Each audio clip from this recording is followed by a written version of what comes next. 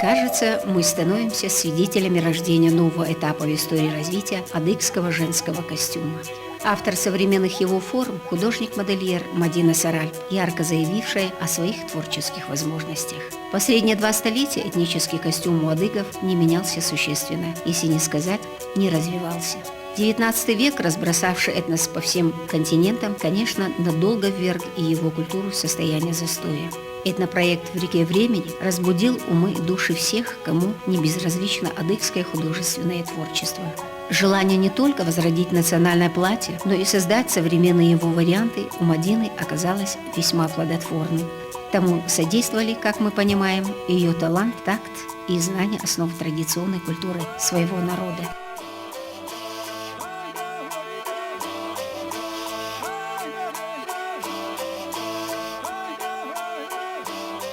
2009 год для Мадины Саральп оказался щедрым на успехи. За большой выставкой в Национальном музее Кабардино-Балкарии последовала ее книга, названная так же, как этнопроект «В реке времени». Это большое художественно-этнографическое издание, в котором автором сделаны первые обобщения по этническому костюму. Доктор исторических наук Мадина Тикуева в предисловии книги пишет: «Это не только высокохудожественное издание, а серьезное исследование, написанное на основе богатого полевого материала, собранного автором и впервые вводимого в научный оборот». Новизна содержания работы Мадины Саральп состоит и в том, что через одежду и ее аксессуары, через женские ремесла шитья и вышивания отражены разнообразные аспекты духовной культуры и этнической ментальности.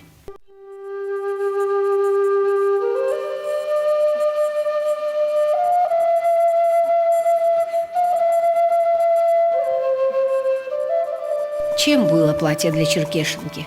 Конечно, дополнением к ее красоте, к ее изящным манерам и проявлению внутренней культуры, к ее умению держаться достойно.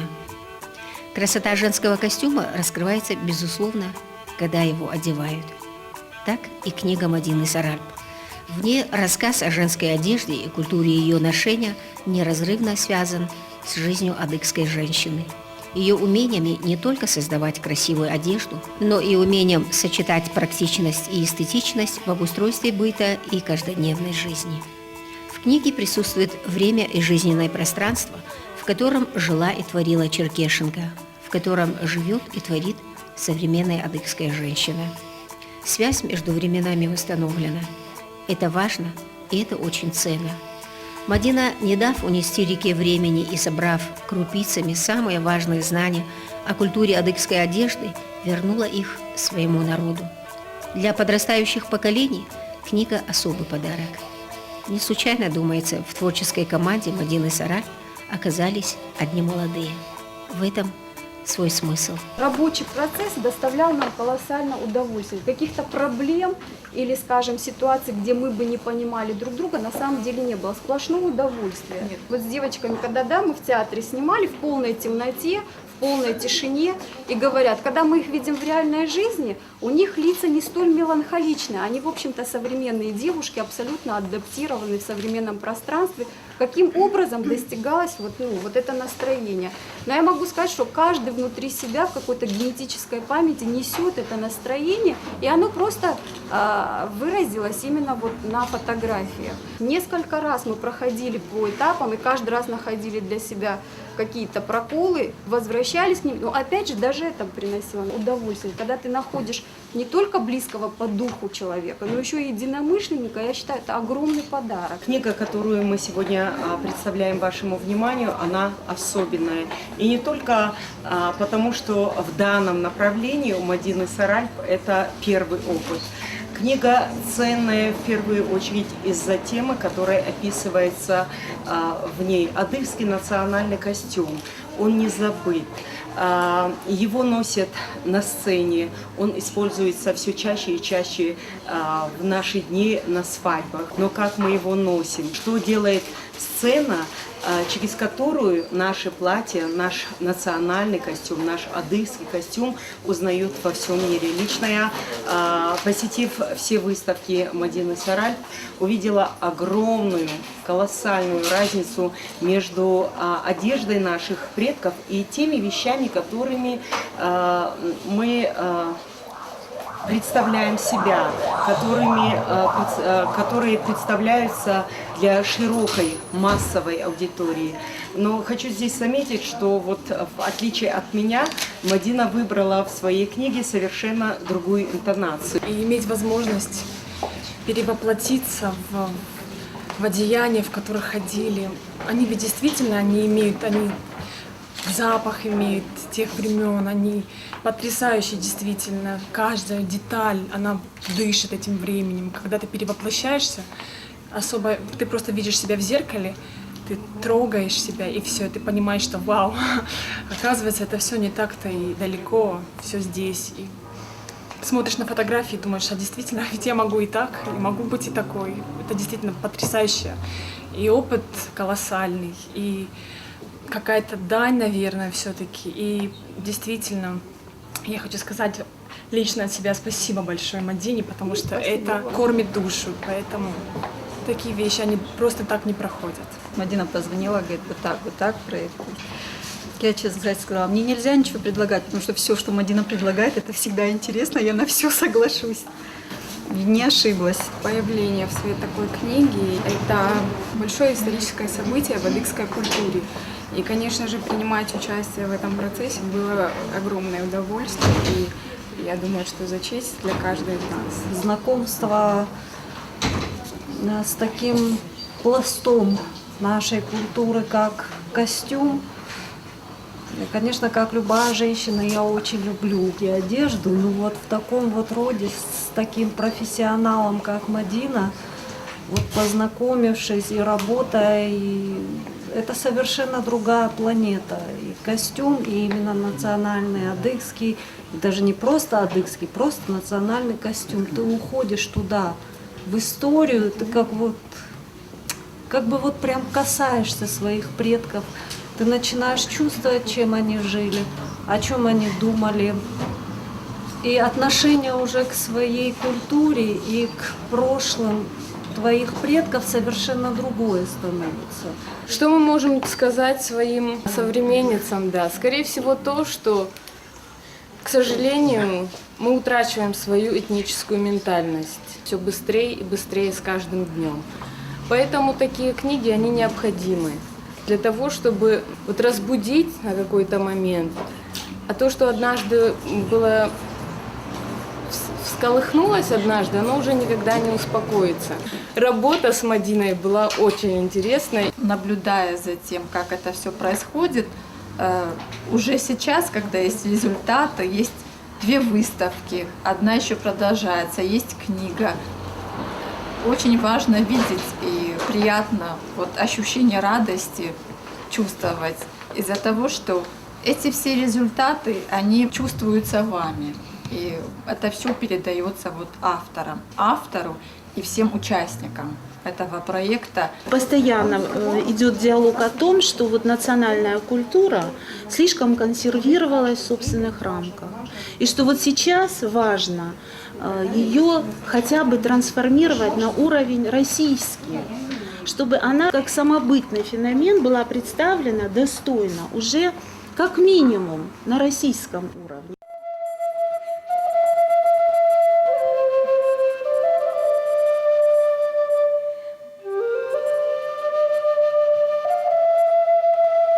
Этнопроект «В реке времени» после Нальчика отправился в Санкт-Петербург. В крупнейшем российском культурном центре горожане и гости Санкт-Петербурга получили редкую возможность увидеть кавказскую национальную одежду. В данном случае адыгские женские костюмы в современном решении известного художника-модельера Мадины Саральп.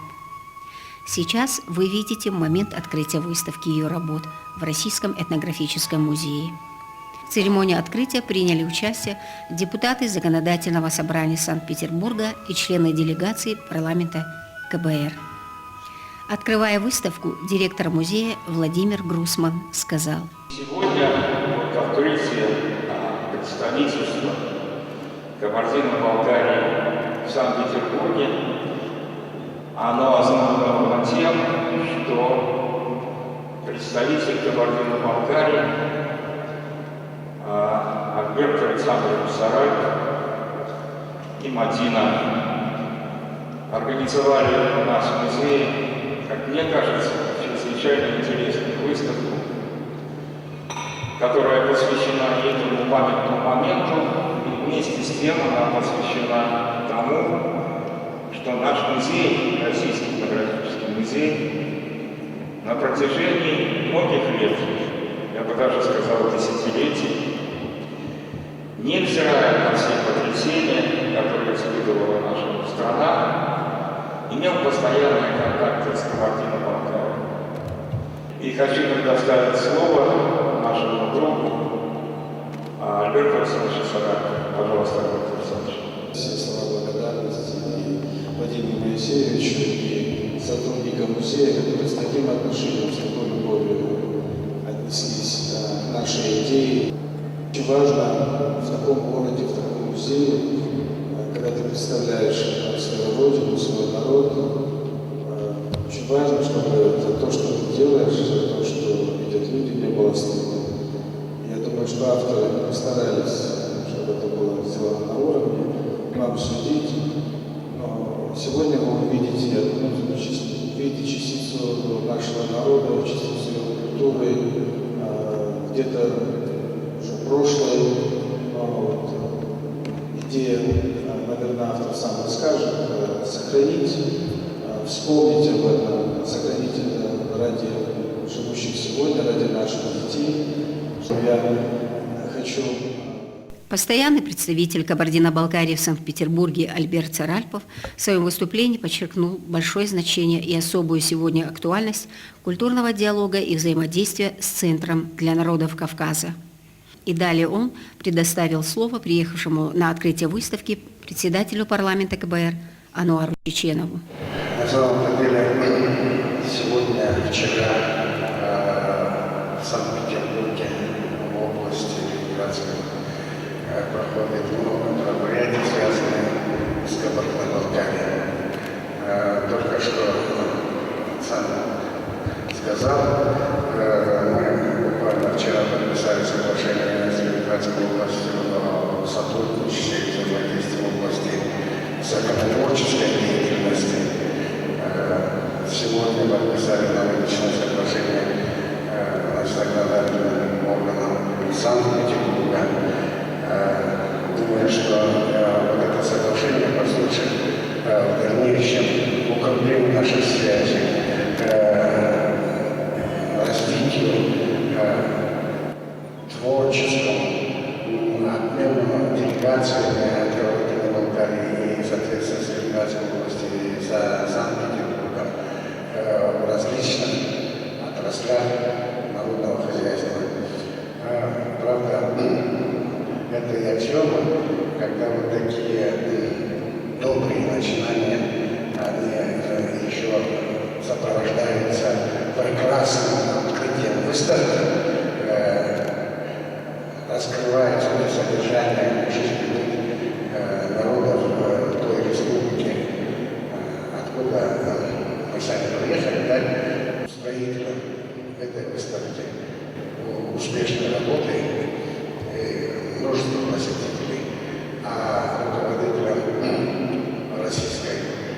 Российского музея этнографии, творческих успехов, а также много посетителей. И дай Бог, чтобы вы всегда жили, творили и работали во благо граждан Российской Федерации.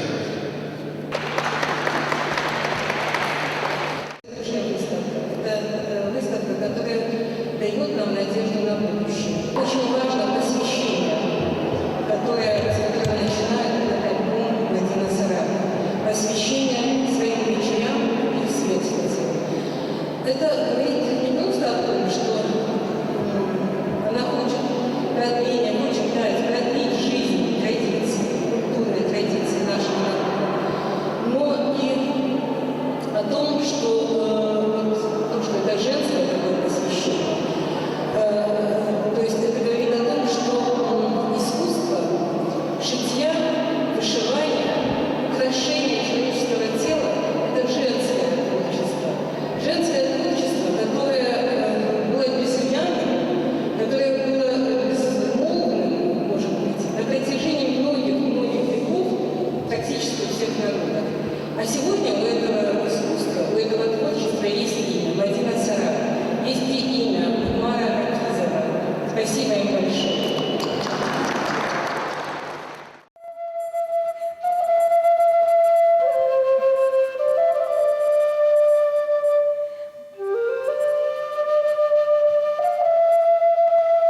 В эпоху глобализации особо обострились проблемы сохранения традиционных культур.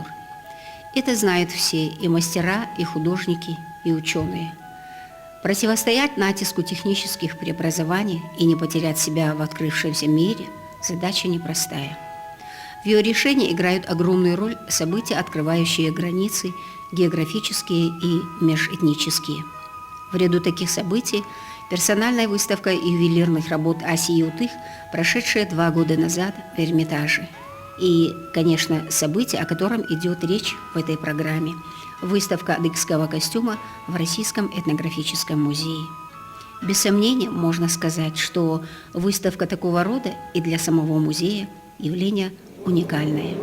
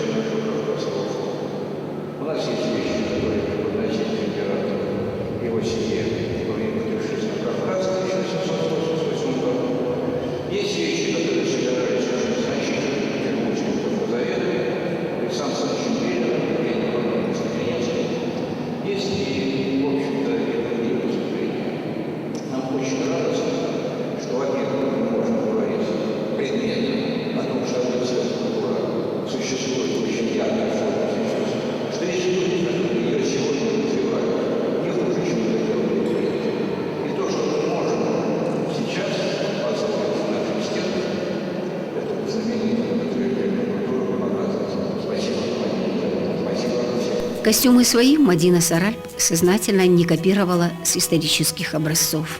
В книге «В реке времени» она пишет: «Интересуясь прошлым своего этноса, я видела, что многие продолжают им жить. Но жить этим в сегодняшнем мире бессмысленно. Яркое историческое прошлое адыгов с нами, но его больше нет. Оглядываться назад стоит для того, чтобы знать, откуда мы вышли, отметить это место как точку отсчета и идти дальше, прикасаясь к истории очень бережно, как к природе, как к живому источнику, дальше несущему нас в общем потоке реки времени и творить свое и настоящее».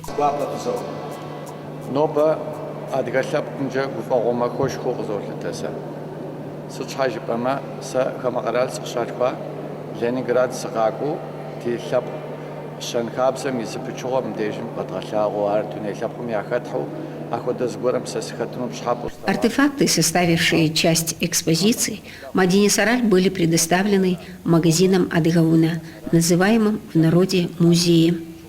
Выступление на открытии выставки его хозяина, друга семьи Саральповых Утижева Мажида, было особо эмоциональным.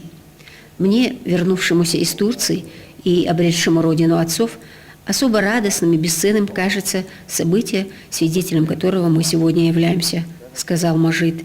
Народы должны чаще общаться на языке культуры. Лишь культурный обмен дает возможность развиваться, говорит он.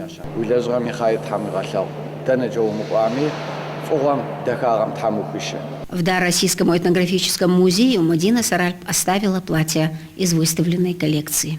Директор музея Владимир Грусман сказал, что оно будет экспонироваться вместе с царской коллекцией, подарком, сделанным в Кабарде в 1888 году семье Александра III. Я понимаю, что в этом храме жили и хранили не только вещи, которые представлены в всех этносах России, но и жили и хранили люди научных, которые к науке относятся как к искусству. И в том числе Евгения Николаевна Звезднецкая, в которой мы учились. И мне очень жаль, что всего в 88 году, когда мне попала впервые книга, и я открыла ее для себя, но, к сожалению, именно в этом году она ушла из жизни. И если бы я родилась чуть раньше, конечно бы я с ней была бы рада познакомиться. И я знаю одно, что многие народы Северного Кавказа, а в особенности адыги, кабардинцы, должны благодарить ее за те комплиментарные слова и за тот научный труд, который она посвятила нам. И мы должны понимать, что наступает время собирать камни. И если у нас до этого момента была такая возможность, и, может быть, мы не пользовались да, то сейчас наступило то время, что если мы сейчас этого не сделаем в этом контексте, в этой нише, именно сейчас и сегодня, мы можем потерять то дорогое и то духовное наше наследие, которое у нашего народа было. Сейчас мы все объединены общими стандартами, мы стали все очень похожи, нас очень трудно отличить друг от друга. И, наверное, важно знать свои корни, свой стержень и держать его так, чтобы мы достойно могли в мир нести каждый свою частичку и понимать, что мы все люди, все одинаковые, и все на самом деле ценим одно – это дом, семья, дети, родина. Спасибо большое. Способность к творчеству роднит человека с божеством. И я рад яркости этой черты у Мадины, у нашей Мадины. Так пишет народный писатель, ученый-фольклорист Заур Налоев в отзыве, который он сел писать, прочитав запоем книгу «В реке времени». Налоев поставил эту книгу в один ряд с этапными в истории науки и культуры народа изданиями. Сама же Мадина, говоря об успешных событиях своей жизни последнего времени, подчеркнула, что ей было судьбой предложено войти в новую дверь, и она это с благодарностью сделала. К этому стоит добавить, что случайно дверь не открывается. Она открывается перед теми, кто работает и ищет новые возможности для совершенствования. Лишь таким людям под силу преобразовывать нашу действительность.